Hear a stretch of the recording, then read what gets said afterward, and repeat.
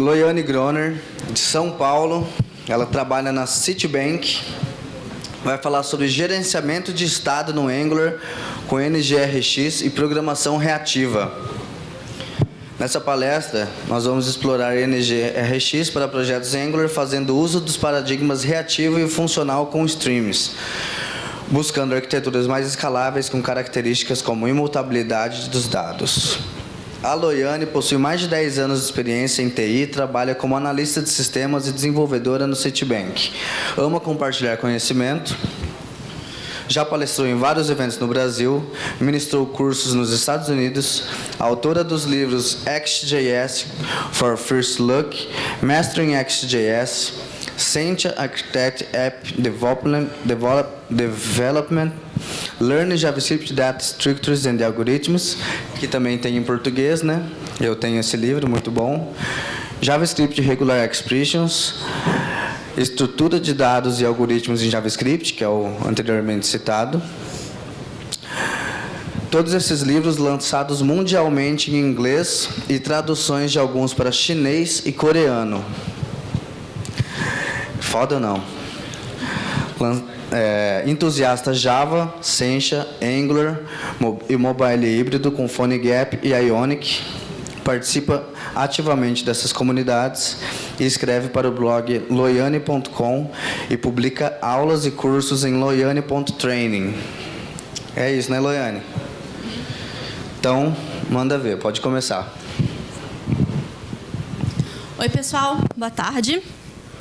Em primeiro lugar, eu queria agradecer vocês também e agradecer a organização pela chance, novamente, de poder palestrar aqui. Infelizmente, final de julho, não pôde vir por questões de saúde, mas, né?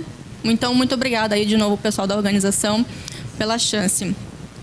Então, vou falar com vocês sobre gerenciamento de estado no Angular com o NGRX ou NGRX, tá? Então, essa é uma palestra só para mostrar para vocês uma outra forma também que vocês podem utilizar para desenvolver projetos no Angular, né, com uma aplicação mais rápida, né, tendo como vantagem, né, a parte de detecção de mudanças do Angular, né, e também com a parte de estado previsível. E com isso a gente consegue ter uma arquitetura reativa. Então, a arquitetura reativa não é apenas só usar uma programação reativa, né? A programação reativa é parte de uma arquitetura reativa. Então, é tentar compartilhar um pouquinho aí com vocês e tentar aguçar um pouco a curiosidade para talvez vocês utilizarem esse padrão, né? Esse design no próximo projeto de vocês. Então, como o Gui já falou, eu sou a Loiane, tem as redes sociais aí, se vocês quiserem depois taguear lá no Twitter, dar feedback, muito obrigada, eu agradeço. Então, tá aí tudo, né? E tem os livros também que o Gui falou, tem o livro em português também. No final aqui do evento já vai ter sorteio também, então vocês aguentar um pouquinho mais, no final, sorteio do livro. Então, o que seria essa tal de arquitetura reativa do Angular e por que eu deveria me importar ou pensar em ter uma arquitetura reativa e não utilizar apenas as ferramentas, né, que o Angular CLI, que o Angular em si já dá para a gente. Então, a arquitetura reativa, além da programação reativa, que está super em alta, está todo mundo falando de programação reativa, é também fazer uso de um design reativo, que é um dos objetivos aqui de passar para vocês hoje. Então, primeiro, programação reativa aqui, quem já trabalha, pode ser no JavaScript, no Java, no Android. Pessoal, quem não sabe o que é programação reativa, não precisa ter vergonha. Então, beleza. Então, o que seria essa tal da programação reativa? Se resume a apenas uma palavrinha hoje. São os streams. Streams, streams, streams. Então, a gente só fala agora de streams. Mas que diacho é esse negócio de streams que todo mundo fala? Streams, na verdade, são eventos que acontecem em sequência, né, com o passar do tempo. Alguém aqui já brincou com o jQuery de escutar o clique de um botão? Pode levantar a mãozinha, por favor? Então, isso de certa forma, é programação reativa, né? Você está ali um evento escutando ele com o passar do tempo. Só que agora, quando a gente usa uma programação reativa assim mais Nutella, a gente fala que são o tal dos streams. E a biblioteca aí mais conhecida para isso são, né, as extensões reativas, que é o Reactive Extensions, e tem para Java, tem para JavaScript, tem para um monte de linguagem aí, né, tem para todo gosto. Então, exatamente o que seria um stream? É uma sequência de eventos num período de tempo, como, por exemplo, escutar o clique de um botão. Ou então, você está ali no input, tem o key up, key down, né, tem os key da vida aí que você pode escutar, dependendo do que você quer. Então, por exemplo, pego o key up, estou ali digitando, e aí foi, né? Digitei não tão lento assim, mas você vai digitando, então os eventos e a tecla que foi apertada, né, vai aparecendo para você ali, lá no evento. Então, nós temos eventos com o passar do tempo, até que aconteça um erro, por exemplo, ou então até que ele finalize. E com isso surgiu, né, o conceito de observable. Se a gente for meio que traduzir isso para português, seria aquele que pode ser observado. Então, o que seria um observable? Nós temos uma fonte de dados, então você vai observar algum objeto. Esse objeto vai ser fonte de informação. Você que está observando esse objeto, você é o consumidor, você se chama observer, né? Mais o nome aí bonitinho. E com isso, essas informações que você está observando e está recebendo, você consegue transformar esses dados. Igual, por exemplo, quando você está fazendo validação num campo de input, você só quer permitir, por exemplo, que o usuário digite números. Então, você coloca lá um regex para poder permitir somente lá do 0 até 9. E, né, se o usuário não digitou de 0 a 9, né, você dá um prevent ali, dá um return e não deixa o cara colocar aquele valor naquele input. Então, você consegue transformar aquele valor. Só que aqui, todos esses valores que nós estamos falando, eles são assíncronos. Então, a palavrinha-chave para a gente aqui é o assíncrono, né? Sempre trabalhar dessa forma. E na parte de JavaScript, mais específico, tem o RxJS, que é uma biblioteca de programação reativa funcional. Ou seja, além de ter essa programação reativa, de eu reagir a eventos, né, fazer alguma coisa toda vez que um evento for disparado, nesse caso um stream for disparado, a gente também utiliza a programação funcional. No caso do JavaScript, a gente está um pouquinho mais acostumado a trabalhar, por exemplo, com map, com filter e com reduce, né, que são os três métodos do array do JavaScript. E a gente consegue também trazer esse tipo de lógica aqui para a parte do JavaScript. O mantenedor atual, o Ben Lash, que é o líder do projeto, ele gosta de falar que o RxJS ele é tipo o Lodash para eventos assíncronos no JavaScript. Então, a gente consegue aí fazer meio que esse deparo, uma biblioteca utilitária. Mas existem outras também. Então, como que funciona toda essa parte de streams de observable? Então, primeiro, a gente precisa criar. Ou então, você vai combinar observables, né, streams que já existem. Depois, você pode transformar, se for preciso, e você vai ter, né, um observer, um objeto que vai observar, vai receber as notificações, esses valores que estão mudando, e você vai reagir a essas mudanças, ou seja, vai fazer alguma coisa, vai executar alguma lógica. E exatamente, então, como é que funciona? Então, com o RxJS, a gente vai ter aqui um observable. Eu posso pegar esses valores de um servidor, ou eu posso criar a partir de qualquer objeto. Pode ser um array, pode ser um número, uma string, enfim, né? Dá para você trabalhar assim também. Então, por exemplo, aqui eu tenho um array com 10 números. Desse array de 10 números, eu estou criando o observable. Então, eu vou pegar esse array de 10 números e vou filtrar. Eu quero pegar somente os números que são pares. Aqui é que entra a parte da programação funcional junto com a programação reativa. Então, eu filtro os números pares. Dos números pares que foram retornados, eu vou mapear. Eu vou fazer número mais número. Praticamente, eu vou dobrar aquele valor. Então, aqui, para cada número, ele vai emitir o dobro daquele número. E no final, aqui eu vou fazer o scan, que é como se fosse o reduce. Só que aqui eu estou inicializando um contador como 0 e vou sempre passando aqui o valor passado mais o valor atual e vou fazer o contador mais aquele número. Então, essa é uma forma um pouco mais complicada de você somar todos os números pares de 1 a 10, mas de forma reativa e funcional, né? Um código mais chique, né, gente? De vez você fazer um ifzão lá, né? Enfim. Então, aqui você pode transformar o observable. E no final, já que o observable, por padrão, ele é preguiçoso. A gente fala que ele é lazy. Então, isso tudo aqui não vai ser executado, não vai acontecer até que alguém se inscreva nele. Então, a partir do momento que eu me inscrever, é que isso aqui tudo vai ser executado. Então, eu me inscrevo para ele poder ali, né, fazer o que tem que fazer. Então, essa é a forma até o RxJS 5.4. Foi lançado o 5.5, que é a versão agora que está sendo utilizada, inclusive, na versão 5 do Angular, que deu uma modificação que antes, se vocês perceberem, tinha todos esses imports. Só que esse import aqui, ele, na verdade, ele modificava o prototype do observable. Então, você precisava importar somente uma vez na sua aplicação. Agora, não. Agora é tudo, né? Sempre que você precisar, você importa e fica até um pouco mais simples também a parte da sintaxe. Isso, inclusive, melhora a parte lá do tree shake que o Gustavo falou anteriormente. Então, coisinha bem legal aí para quem for fazer o upgrade para a versão 5 do Angular. Então, a mesma coisa. Eu crio o observable, eu faço a minha transformação e eu me inscrevo, só que teve aqui a mudança de como você utiliza os operadores.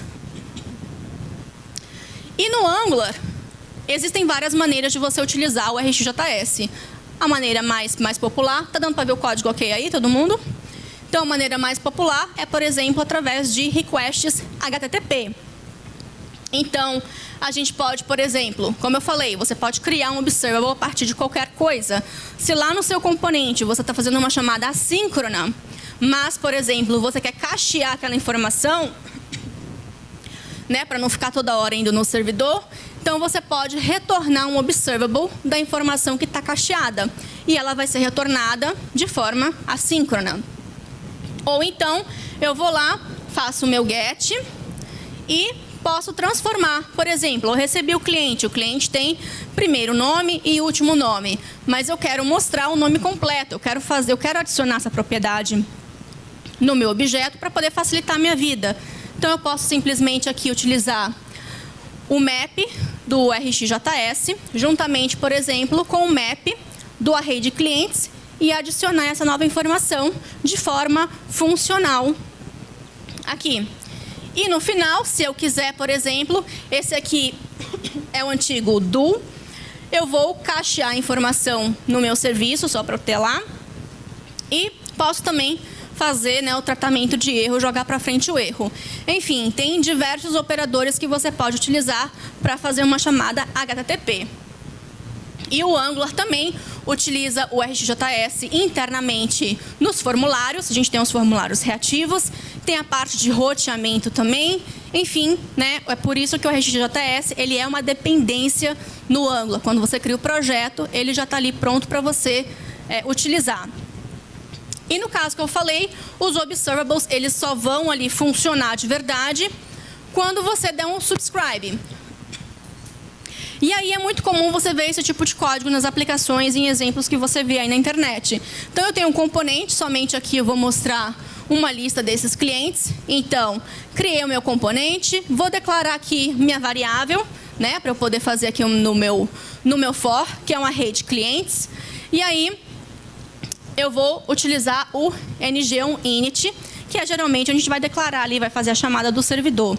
E aqui, vou chamar, pega todos os clientes, dou meu subscribe, vou pegar os clientes que eu recebi, nesse caso já foi transformado lá no meu serviço, e vou fazer o assign aqui, atribuição para minha variável local.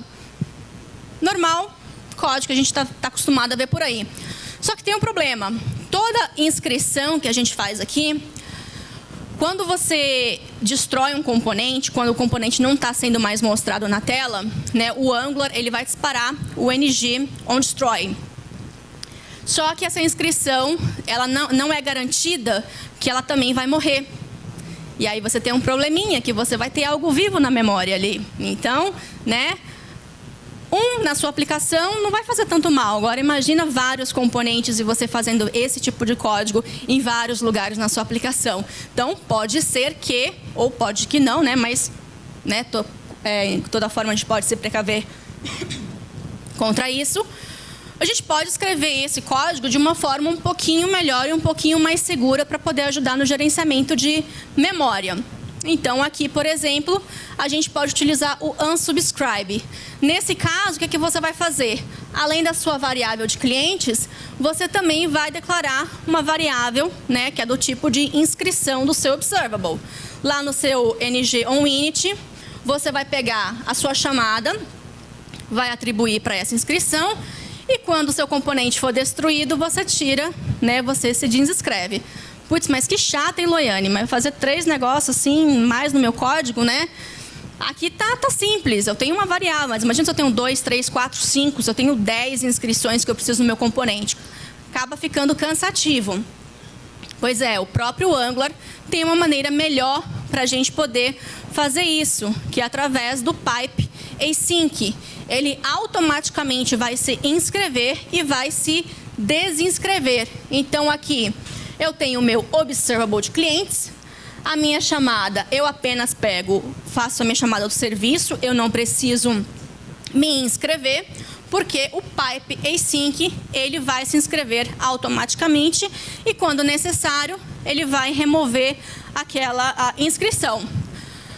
Beleza, legal. Mas e se, né? Porque sempre tem aquele e se, né? As coisas nunca são perfeitas. E se eu ainda precisar fazer algum tipo de transformação aqui dentro do meu componente? Como é que faz? Não dá para usar o async. E também existem casos no Angular que nem sempre vai dar para você utilizar o async com observables. Aí entram os operadores do RxJS. Então, voltando para aquele caso que eu não tenho a minha inscrição, mas eu também não tenho o pipe async, o que eu posso fazer? O próprio RxJS, ele tem um operador muito especial, que é o take, por exemplo, que eu só vou receber um valor, então me dê um valor desse observable, e depois complete, então automaticamente vai se desinscrever. Então, por exemplo, para a gente que não trabalha com WebSockets nem nada, você vai lá, faz o Ajax normalzão, que você podia tratar isso como promise, né? Ia dar na mesma. Se você quiser ser um pouco mais moderninho, usa o RxJS e põe um take 1 aqui, né? Não precisa ficar poluindo aí o seu componente cheio de inscrição. Então, essa também é uma outra dica. E tem vários operadores que vocês podem escolher, né? Não dá para saber todos, vai depender sempre do cenário que você tem aí no seu projeto. Beleza. Então, isso é o que a gente tem de programação reativa dentro do Angular e é como a gente utiliza o RxJS no Angular. Só que são pequenos pedacinhos de código que a gente vai ter de programação reativa no nosso projeto. Isso não significa que o nosso projeto é reativo. Para o nosso projeto ser reativo, a gente vai precisar de um design ou vai precisar ter uma arquitetura reativa. E é então que entra essa segunda parte, que é a parte de gerenciar estado e controle de fluxo do projeto. De novo, aquela pergunta, por que eu deveria me preocupar com isso? Quais os benefícios que eu, como desenvolvedor, né, vou ter utilizando esse tipo de programação, de arquitetura, enfim. Beleza, nós temos o Angular. Essa aqui é o diagrama de arquitetura. Eu tenho componentes, templates, diretivas, módulos, serviços. Tudo lindo, maravilhoso. Quando você aprende Angular, negócio muito bonitinho. Aí você vai lá, todo feliz, cria um projeto com CLI, vai lá, faz um NG-GC componente, NG-GS serviço. Eu estou até esquecendo aqui. Enfim, vai criando os seus serviços. Muito bom, vou criar o meu crudezinho ali que paga a conta. Beleza, agora eu vou criar o próximo. Ai, que lindo, olha. Tá feliz, o Angular é lindo. E aí, né, você vai terminar de programar o seu projeto e você acaba com um negócio mais ou menos desse aqui, um pequeno monstrinho. Então, você tem aqui um componente de ordem de produto, você precisa de um serviço no seu produto, um serviço de cliente, porque você não trouxe tudo do servidor, você vai buscar o endereço ali por demanda, e aí, se você quiser, você também vai ver a parte de se o usuário tem permissão ou não para poder acessar aquela tela, e talvez você vai colocar um combo box, o combo box não está no JSON, está lá numa tabela no servidor, e você também vai precisar daquilo lá, você não quer botar tudo ali, e depois também, né, só para botar aqui, encher linguiça, a gente põe o export para PDF, Excel, né, mas enfim, pode ter casos que você acabe com esse monstrinho. E aí, aquela coisa linda e maravilhosa, né, acabou-se o que era doce. E você vai olhar e você tem todo, né, um emaranhado de componente com serviço, cada um se comunicando, você não sabe quem chama quem, se você tem loop, um chamando o outro, enfim, acaba virando uma bagunça. Aí você fala, o que foi que eu fiz de errado? Era para ser uma coisa super simples, né? Agora não sei o que eu faço mais. Então, existe um artigo, sim, né, um artigo acadêmico que explora bastante essa parte de complexidade de software. E nesse artigo é falado, né, que a complexidade, grande parte da complexidade de um sistema, a responsabilidade, né, é por conta do gerenciamento de estado, o volume de código e o controle de fluxo. Imagina você pegar um projeto Angular já com alguns módulos, alguns componentes, você novo, não conhece a regra de negócio ainda, não sabe tudo e você precisa fazer alguma coisa. Você fica doidinho, né? Tentando ver quem chama quem, aonde que eu tenho que mudar. Então, isso acaba, né? É aí que a parte de controle de fluxo acaba ajudando a gente. Então, eu tenho aqui uma árvore de componentes do Angular, né, relacionados entre si, e eu tenho um componente que vai disparar uma mudança, por exemplo, criar um cliente ou fazer o update de um produto, enfim. E aí ele vai disparando a mudança, que vai passar para outro componente, que vai passar para outro componente, vai passando para outro componente, e você vai ter que ter o controle disso tudo, para não, né, para não dar bug no seu projeto e sempre mostrar a informação correta ali para o usuário. Danou-se, né? Como é que faz? E aí é que entra um conhecido da comunidade do React, que é o Redux. Mas, tipo assim, Loiane, Redux, Angular, não é do React, né? Só que o Redux, ele é muito mais do que uma biblioteca lá do React. Ele é uma biblioteca não apenas do React, mas ele é um padrão. Na verdade, esse padrão, ele ficou mais conhecido em 91. Né? Alguns de vocês nem eram nascidos ainda naquela época. Mas, né, não é uma coisa tão nova, assim, tão hipster assim. Mas ele ficou mais popularmente conhecido aí no front-end por conta do React. E o mais importante aqui para a gente é que o Redux, além de ser uma biblioteca JavaScript que eu posso utilizar em outros lugares, inclusive com Vue também, ele é reativo. Porque ele vai estar disparando mudanças e a gente vai estar reagindo a essas mudanças. Né? E além disso tudo, o Redux é bem simples, né? Existe uma versão simplificada do Redux, não está dando para ver direito, mas aqui são 99 linhas de código, contando aqui o fechamento das chaves. Então, 99 linhas de código para você fazer uma biblioteca para gerenciar estado, é um negócio super da hora, né? 99 linhas de código, né? Eu tenho vários componentes do Angular que só a parte do TypeScript tem mais de 99 linhas de código. O cara fez uma biblioteca inteira em 99 linhas de código. Então, é bem da hora. Então, como é que o Redux funciona aí? A gente tem o nosso componente. Esse componente ele vai disparar mudanças, ele vai disparar as ações. As ações vão ser consumidas por um carinha especial, que é uma função. A gente chama essa função de reducer. E o reducer é que vai verificar o que precisa ser feito e ele vai retornar um novo estado. Esse estado ele fica dentro de um objetão, um objeto grande, que é a store.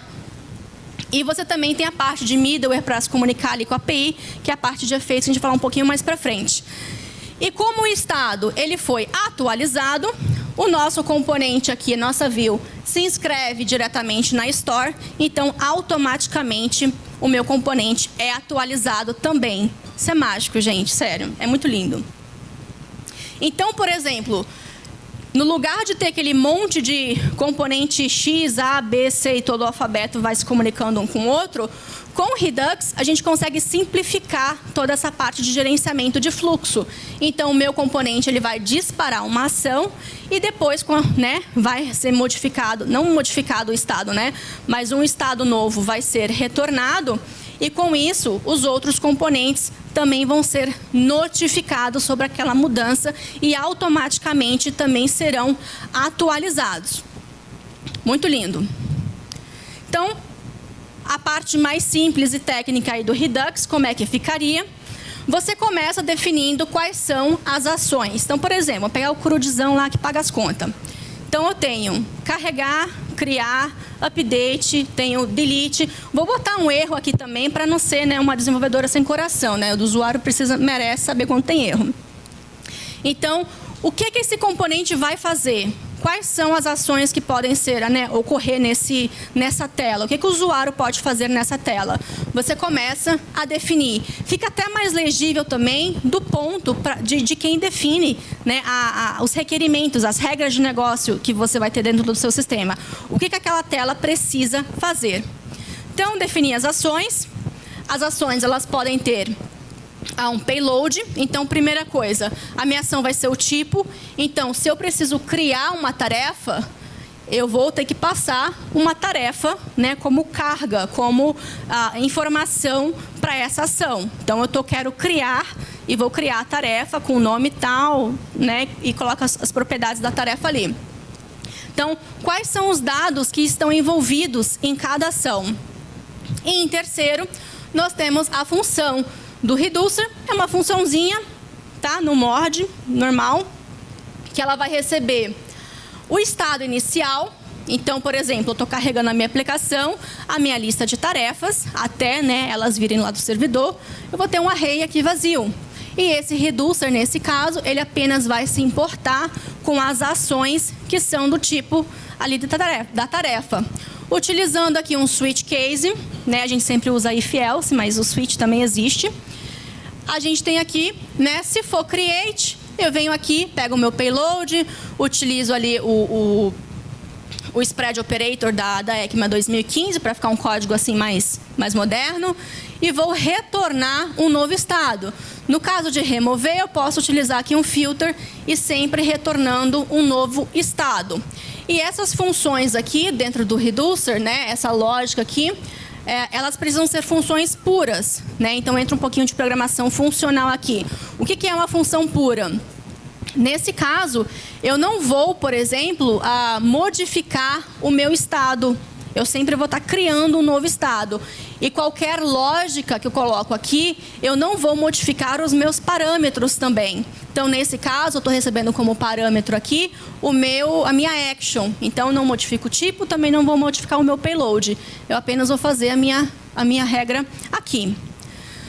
Então, pequena introdução ao Redux. Beleza. E o que o Angular tem a ver com isso? Aonde é que o Angular entra nisso tudo, já que essa, né, é uma palestra, teoricamente, aí de Angular, né, Loiane? Estava lá no seu primeiro slide. Então, vamos falar um pouquinho de Angular.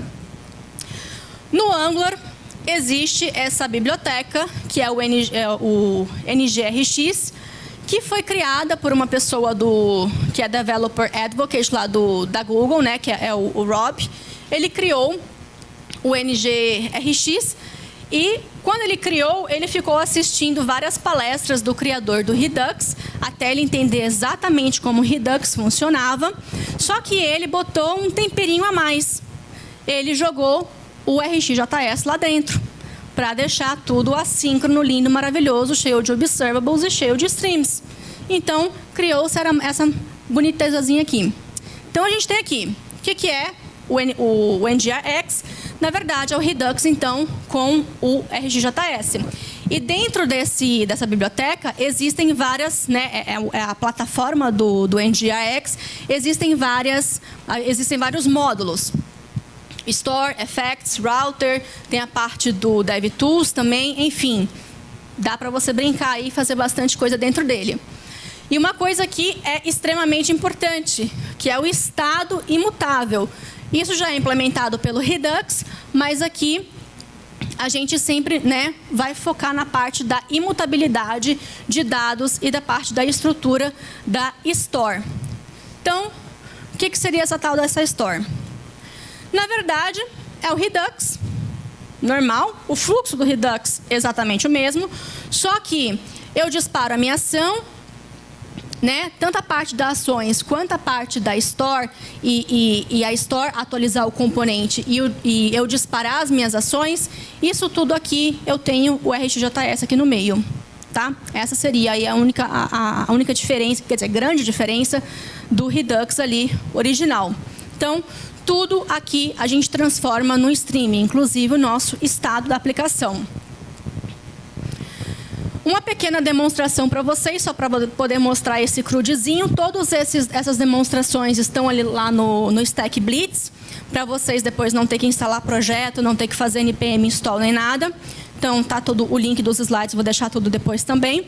Então, aqui muito legal, VS Code online, para quem quiser brincar. Dá para brincar com React também, tá, gente? E Ionic também, além de Angular. Então, aqui eu tenho uma to-do list, que eu vou vir aqui, ó, funciona normal. E posso deletar, posso marcar aqui como, enfim. Então, crudezinho ali que paga as contas, né? E como é que funciona para poder fazer isso?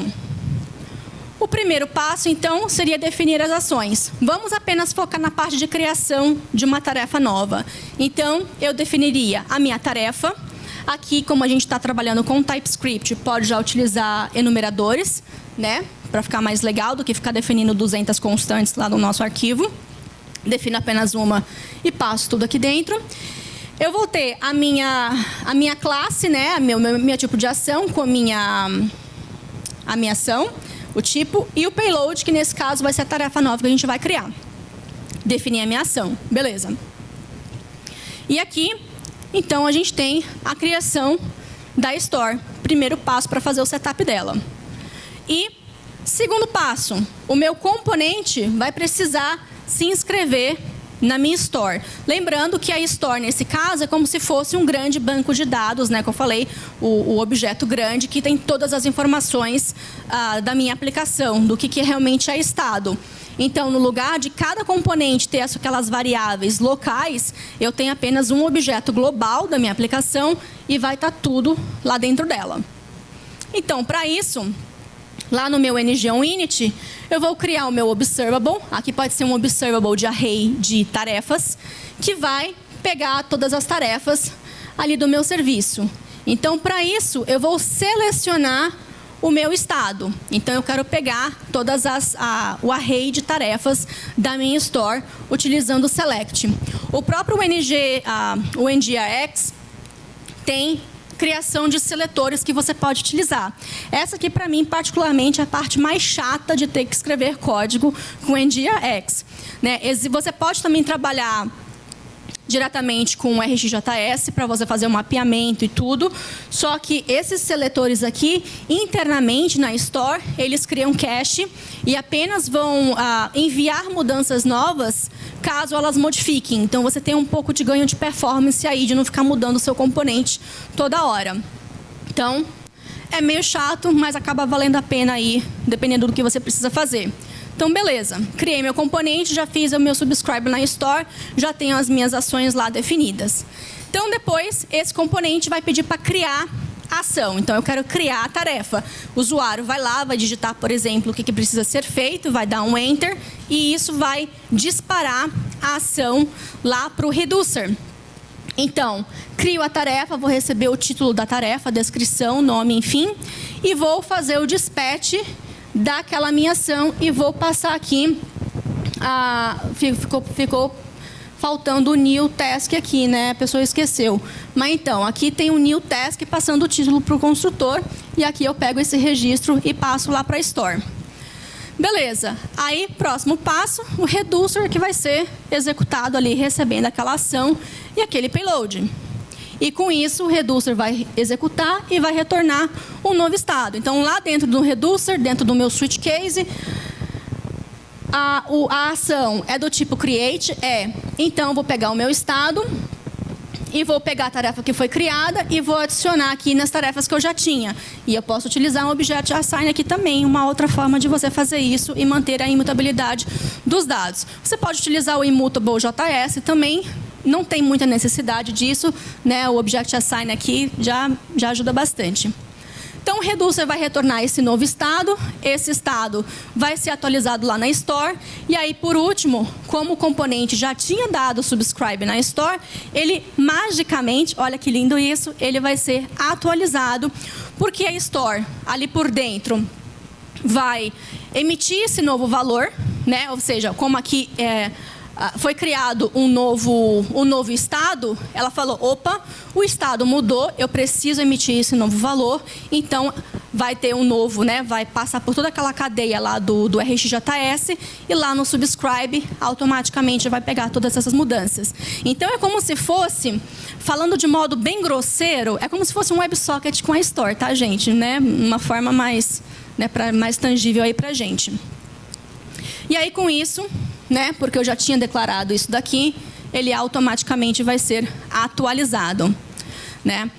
Algumas coisas a gente consegue também melhorar na nossa aplicação, trazer lá do React aqui para o Angular. Um dos conceitos, né, seria o componente container. O que é o componente container? Daquela minha tela, qual que vai ser o componente principal? Então, por exemplo, o componente container vai ser o componente que vai chamar, né, o componente no Angular que vai chamar todos os outros componentes auxiliares que vão, né, vão fazer parte daquela tela. Então, eu posso ter o meu formulário e eu posso ter a minha lista de tarefas aqui. E botei um erro aqui também, né, só para poder avisar o usuário. E esse componente container é onde eu vou botar toda a lógica, onde eu vou me inscrever da Store e onde eu vou disparar as minhas ações. Então, vai ficar tudo centralizado nesse único componente para essa tela. E aí, eu tenho o meu formulário, tenho a minha lista de tarefas, enfim. Esses são os componentes que a gente chama de componentes sem estado, ou componentes burros, ignorantes, ou dumb components, enfim, existem vários nomes aí para esses componentes. No caso do Angular, em específico, são os componentes que a gente apenas vai utilizar input e output properties. Então, aqui, quando eu removi a tarefa ou quando eu editei, eu vou emitir esse evento que vai ser capturado pelo container. E se eu precisar de mostrar os detalhes da tarefa, eu vou passar isso através de input. O que isso permite para a gente? Change Detection. Gustavo deu a palestra, né, lá em julho sobre isso. E tem a parte do Change Detection. Ou seja, isso vai adicionar um pouquinho mais de performance na nossa aplicação. Segunda coisa que melhora pra caramba. No lugar de eu ter 7 serviços no meu componente, eu vou ter pequenos componentes. Esses pequenos componentes são bem mais fáceis de testar. Olha o que eu tenho para testar. Olha o que eu tenho que escrever aqui de teste unitário. Eu não preciso fazer teste de integração aqui. Vou fazer um teste unitário, que vai ser o suficiente. E todo o esforço dos testes de integração, no caso, eu vou escrever lá para o meu container, que vai ser mais fácil também de eu escrever, porque eu não vou ter que mocar 200 serviços. Eu apenas vou ter que mocar a minha Store para poder fazer a verificação se vai atualizar o estado realmente ou não. Então, facilita muito a lógica, né, que a gente tem aí para poder organizar tudo isso. A parte de Change Detection do Angular, só aqui para fazer uma pequena revisão, é que toda vez que você muda qualquer coisa no Angular, ele vai verificar todas as tags que você tem lá no seu HTML. Por exemplo, se você tem uma interpolação ou se você tem qualquer coisa que você está fazendo o link do seu componente com a sua view. Então, ele vai verificar cada componente que você tem, a árvore inteira. Mas se você muda apenas um componente e você está utilizando a estratégia do onPush, ele apenas vai verificar aquilo que é necessário. E como a gente está trabalhando com dados imutáveis, ou seja, o nosso estado é imutável, permite facilmente a gente fazer isso daqui. Então, dá um ganho, um pouquinho de ganho de performance. Beleza, aquele CRUD lá, você não falou nada de Ajax, né? Estava em memória. CRUD de memória não paga conta não, Loiane, só aqueles que fazem Ajax para o servidor, né? Como é que faz nesse caso? O Redux em si, ele não se interessa pela parte de comunicação com o servidor. Ele é indiferente. Mas como faz, Loiane? Né? Lá no Redux existem os middlewares. Aqui no NGRX tem os efeitos. São efeitos colaterais. Então, eu também preciso me preocupar com os efeitos colaterais. Então, basicamente, o que é que muda? Dois arquivinhos, basicamente, né? Você vai ter o seu serviço, que vai se comunicar lá com o servidor, a sua API, né? Que vai fazer as suas chamadas Ajax, e as ações.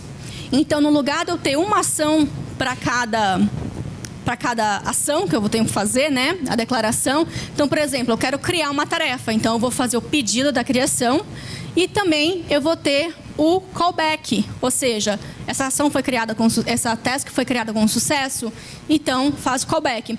Tem gente que gosta de colocar um erro também para cada uma, ou você faz um erro aqui, tem gente que põe global na store, enfim, aí vai um pouco mais de como você quer organizar o seu projeto.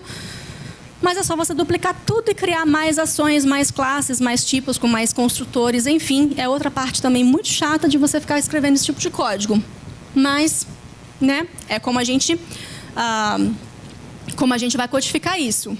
Duplicou as ações, um para o pedido e outra para o sucesso. E lá no meu...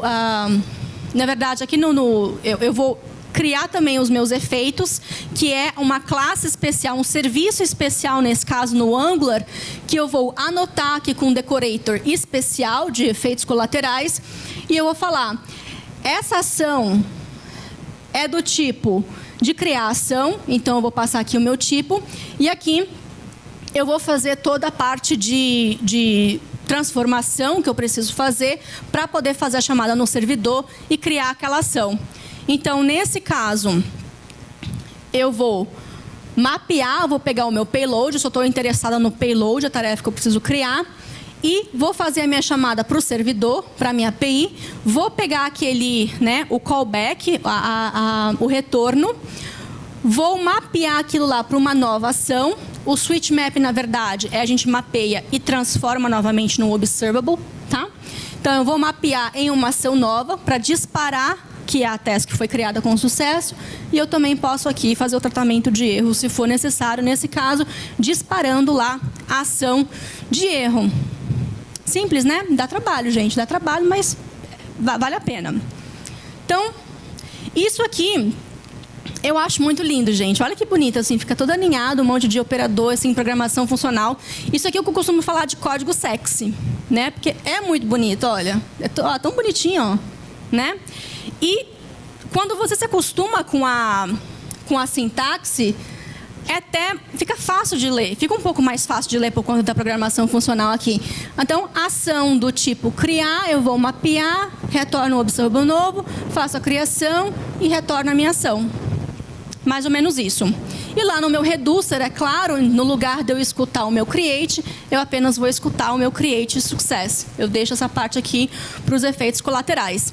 E a minha API de serviços, ela vai continuar como está. Então, para fazer o teste dela também, vai ser muito mais simples, que eu vou ter que me preocupar só de testar o HTTP aqui dentro dessa classe. Então, eu tenho aqui o meu get, post, put, delete. Poderia ter um mapeamento aqui, enfim, poderia brincar com os operadores do RxJS aqui, normalmente. E aqui só um adendo, o HTTP Client, que é o objeto novo aí do Angular versão 5. Então, quem ainda não fez o update, por favor, faça um update, porque esse carinha aqui vale muito a pena. Já de não ter que fazer o map do response.json, né? Já duas coisinhas aí que você economiza. Então, também tem a demonstração. Na verdade, nada muda. Para o usuário, isso vai ficar totalmente indiferente. Eu continuo tendo aqui... Cadê? Continuo tendo aqui normalmente, só que eu tenho os meus efeitos declarados aqui também. E aí, a grande estrela, que é o que o pessoal lá do React também gosta muito, é esse plugin do Chrome, que é o Redux DevTools. Gente, isso aqui é uma coisa linda. Sério, é muito lindo. O que esse plugin é? Então, eu vou brincar aqui com vocês aqui, Rapidex. Aqui eu tenho uma outra aplicaçãozinha. Então, só vou fazer aqui o reload dela. E vou, né? Olha que linda essa tarefa, muito bonita ela. Criei, vou marcar aqui de... Tá, vou excluir isso daqui, beleza? Aí o plugin está aqui rodando bonitinho. A gente utiliza isso aqui apenas em desenvolvimento, tá? Produção não, viu, gente? O Hulu, concorrente do Netflix, usa isso em produção. E é tão legal você ficar vendo isso em produção, mas, né, questão de segurança aí, porque você acaba expondo muita coisa. Olha que lindo, gente, sério. Você tem aqui tudo o que foi feito pelo usuário. Eu pedi para carregar, beleza, carreguei, criei com sucesso, fiz update, removi. Posso comparar aqui, eu posso fazer a ação com payload, qual que era o estado. Aqui tem um gráfico também muito bonitinho, que dá para você... Ele não está querendo mostrar aqui que está pequenininho, quer dizer, está grande demais. Mas, enfim, agora, ó que lindo isso daqui. Eu não sei se vai dar para ver aqui direito, acho que não vai dar para ver, não. Mas aqui, ó, eu vou voltar. Vocês lembram que a última coisa que eu fiz aqui foi deletar. Você pode fazer o que eles chamam de debug voltando no tempo. Olha que legal. Eu vou fazer aqui, ó, 2. Ups, voltei no tempo e olha, mágica. Tá ali na tela de novo. Então, você tem um monitor maior, dá para você acompanhar isso lado a lado, mas dá para você brincar. Você pode também fazer o download aqui do seu estado em formato JSON. Você pode fazer o upload. Então, por exemplo, para quem tem ambiente de IKEA, ambiente de integração, colocou o usuário lá para testar, o usuário fala, tá dando um erro aqui.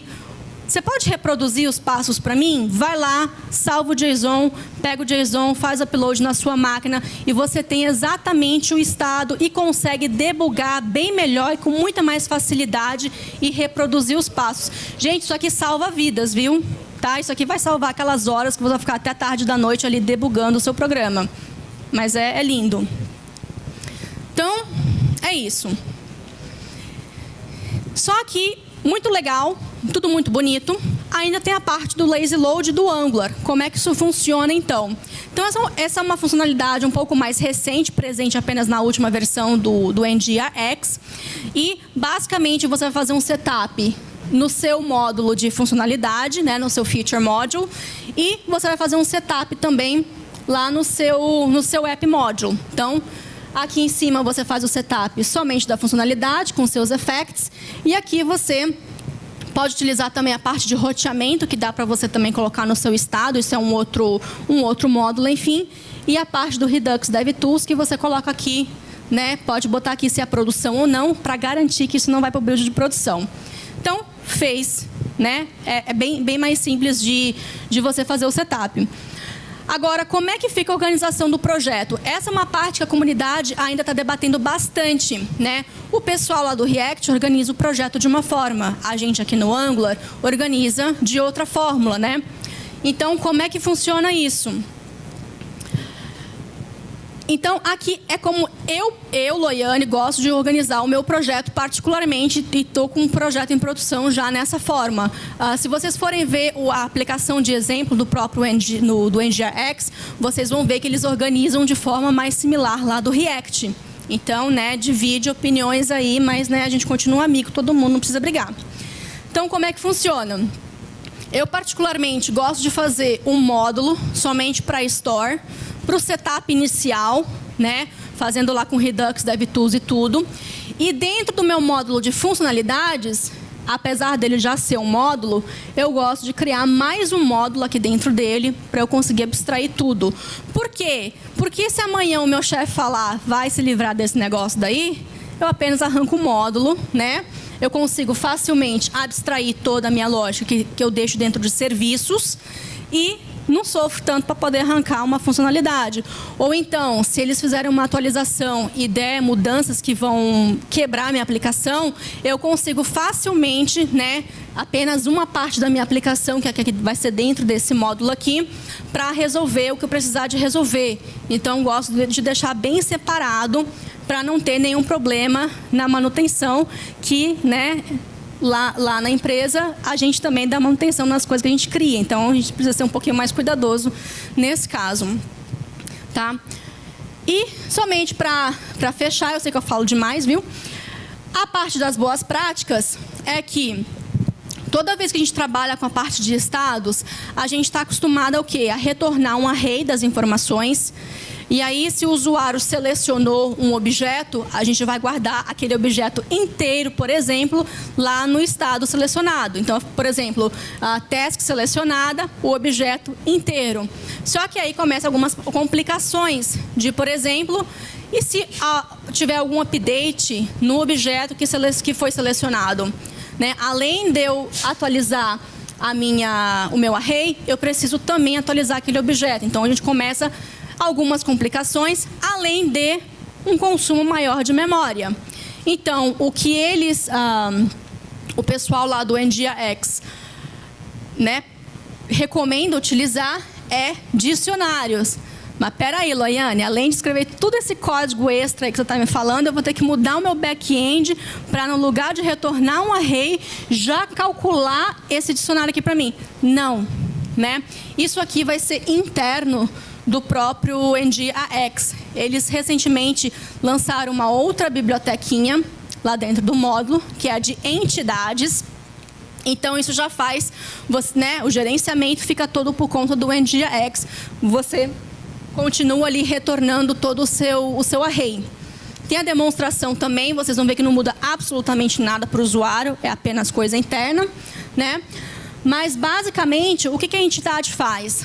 Eles têm objetos já com CRUD pronto para a gente, da lógica, gente. Olha que lindo isso, né?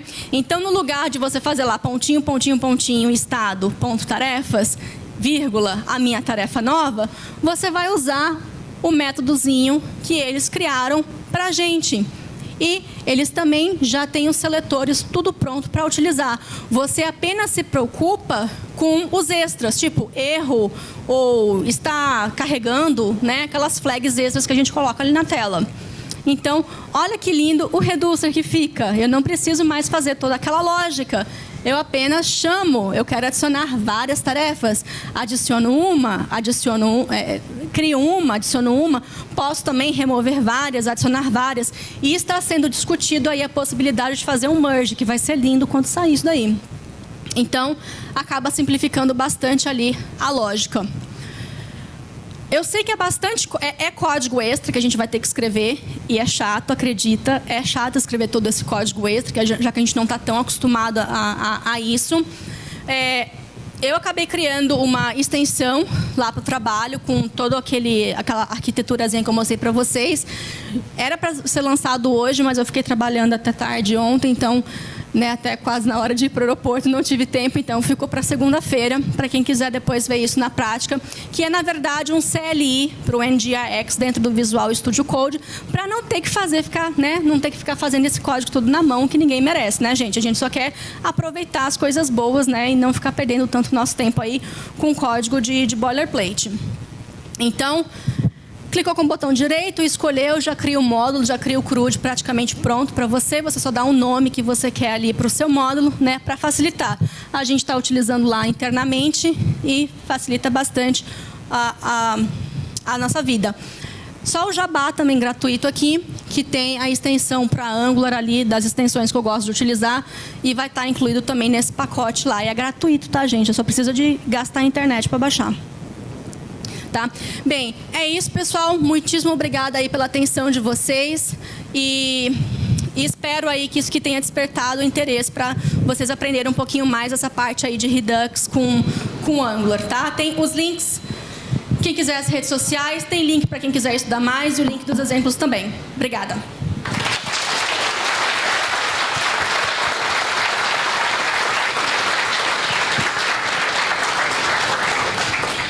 Impressionante o domínio dela sobre conteúdo, né? Sensacional. Tem algumas perguntas, eu anotei algumas aqui. Quem está com pergunta aí, levanta a mão. Vou lançar uma aqui. Loiane, você acha que vale a pena escrever mais código, como você está mostrando, para ter uma arquitetura reativa com Angular? Esse plugin que você falou que vai lançar vai auxiliar nessa parte? Uhum. Vai acabar? Sim. Tem uma resposta que eu sempre gosto de dar, é tipo teste, gente, escrever teste. Vai gastar mais tempo escrevendo teste? Vai, né? Você sempre, é um tempo que você vai colocar ali a mais escrevendo o código. Mas no final, o custo-benefício vale a pena, porque mudou alguma coisa no seu código, no caso dos testes, né? Reexecuta e vê se alguma coisa quebrou, né? Com sorte, nada quebrou. Nesse caso aqui, você vai manter apenas um fluxo. Isso aqui facilita muito a manutenção. Como eu falei para vocês, lá é a gente mesmo que dá manutenção de software. Se você for colocar na ponta do lápis criação e manutenção, a manutenção é bem mais cara. Então, você vai gastar, pode ser até algumas horas a mais para criar esse código, porém, quando você for dar manutenção, é bem mais rápido. Então, você tem essa troca, né? Fora a parte de facilitar testes, enfim. O único ponto negativo é mais uma camadinha de código, né? Mas a gente gosta de escrever código, é para isso que a gente está trabalhando com TI, então não tem nada que reclamar, né? E dá para usar em apenas alguns módulos ou um módulo, ou tem que usar no projeto inteiro? Você pode começar, por exemplo, quem quiser começar a utilizar, dá para pegar uma parte da aplicação para ir testando, ver como é que fica, né, e fazer o refactoring aos poucos. Pode usar em toda a aplicação, pode usar em apenas uma partezinha. Enfim, vocês que têm que analisar o projeto de vocês, caso a caso, né, e ver onde isso vai ser aplicado. As partes mais críticas, começar a migrar por elas e tal. Ninguém mais tem perguntas? Todo mundo entendeu? Aí, ó.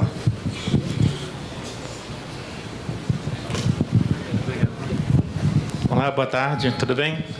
Eu gostaria de saber qual é a versão que vocês usam do Angular lá, seria a 2, a 4, ou se vocês já estão usando a 5, como que tá?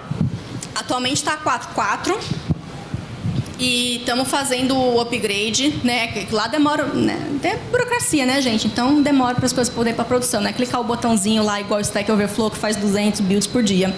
Então a gente tem que notificar, mas está para notificado para dezembro para poder para produção a versão 5 do Angular.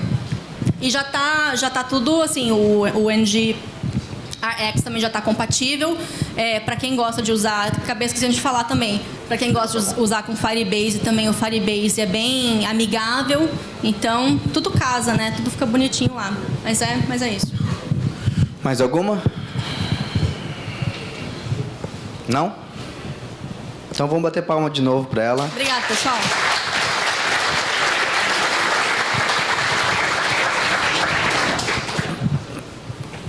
Daqui a pouco a gente vai ter que bater outra palma para ela, porque em uma semana ela virou Microsoft MVP e GDE do Google Developer Expert. Nessa última semana ela ganhou esses 2 títulos que, quem sabe, esse título aí não é nada fácil de conseguir. E ela foi premiada com esses 2 títulos na mesma semana. Microsoft MVP e Google GDE. Parabéns, Loiane.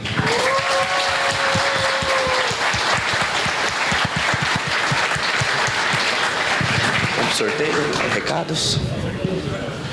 Ó, agora vai rolar alguns sorteios. Acabou a outra trilha lá? Não, a gente vai esperar a pessoa chegar. Vamos dar um tempinho aí. Acho que dá pra ir tirando umas fotos aqui com o pessoal.